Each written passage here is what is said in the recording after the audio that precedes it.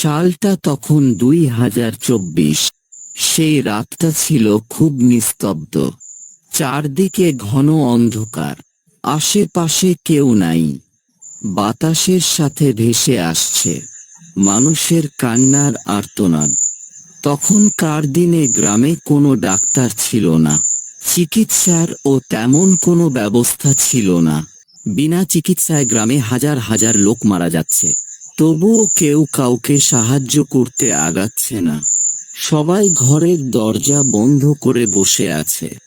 আল্লাহর কি রহমত, তখন শহর থেকে আসছে একটি ডাক্তার।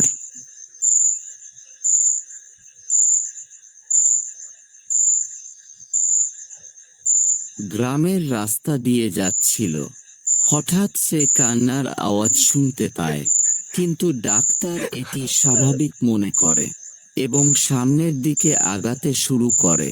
একটু দূরে যাওয়ার সঙ্গে সঙ্গে আবার ও কান্নার আওয়াজ শুনতে পেল এবং তিনি সেই দিকে রওনা দিল এবং দেখতে পেল গ্রামের অনেক মানুষ মৃত অবস্থায় পড়ে আছে।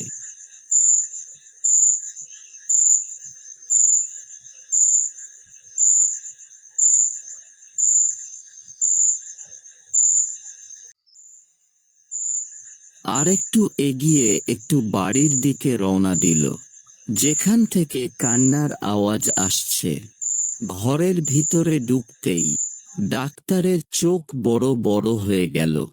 ডাক্তার